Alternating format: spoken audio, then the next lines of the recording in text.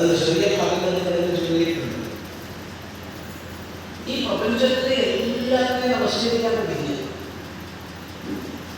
ഈ പ്രപഞ്ചത്തിലെ എല്ലാത്തിനും മഹിമ കണ്ട് സ്നേഹിക്കാൻ പറ്റില്ല, ആദരിക്കാൻ പറ്റില്ല. അതാണ് നമുക്ക് വേണ്ട വലിയൊരു ഭാഗം. എല്ലാത്തിനെയും ബഹുമാനിക്കാൻ പറ്റില്ല. കൊച്ചു കുട്ടിയോടാണ് നമുക്ക് ബഹുമാനം,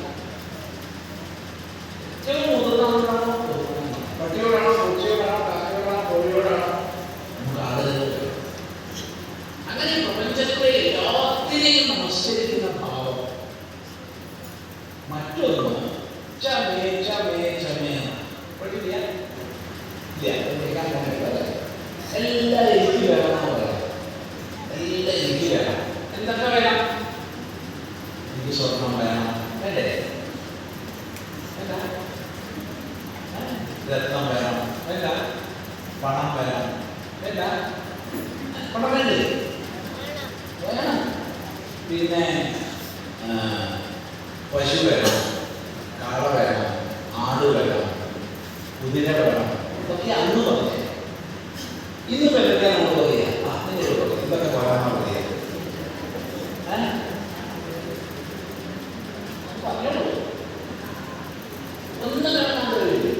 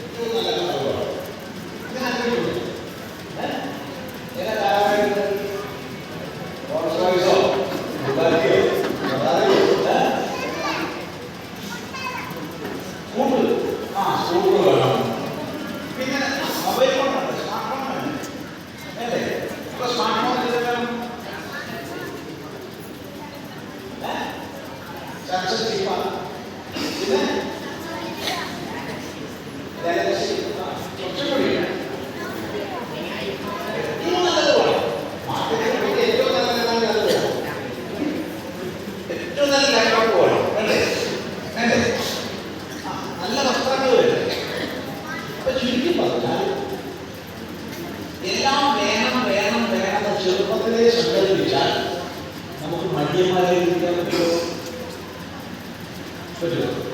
പഠിക്കാതെ സ്കൂളിൽ പോവുക, പഠിക്കുകയില്ല, ഇവിടെ വന്ന് വേഗം പഠിക്കുന്നില്ല, ഒക്കത്തിന് മടി, അലസന്മാരായി മന്ദന്മാരായി നമ്മൾ ഇരിക്കുകയോ? പഠിച്ചു വരും അല്ലേ? ഒരിക്കലും അലസന്മാരാകുന്നു. പഠിച്ചു വരും, ഒരാ നല്ല ബിസിനസ്സുകാരാകും, നല്ല കൃഷിക്കാരാകും, നല്ല ജോലിക്കാരാകും. അങ്ങനെ ജീവിതത്തിൽ ഉയർന്നു പോകാനുള്ള സങ്കല്പം നമുക്ക് നിർബന്ധമായിരിക്കണം. അതാണ് വേദം നമുക്ക് തരുന്നത്. ക്ഷമത്തിലൂടെ, ശ്രീകൃതത്തിലൂടെ അതാണ് നമുക്ക് ലഭിക്കുന്ന സന്ദേശം. അങ്ങനെ നമ്മൾ ഉയരുമ്പോഴേ നമുക്ക് രാഷ്ട്രീയം ഉയർത്തുമല്ലേ? അങ്ങനെ ഓരോരുത്തരും ഇപ്പൊ നിങ്ങളെ കുട്ടികൾക്ക് വലിയ സംഗീതജ്ഞന്മാരില്ല, വലിയ പണ്ഡിതർ, ഇപ്പല്ല ഭാവിയിലേക്ക് വലിയ ഡാൻസർമാർ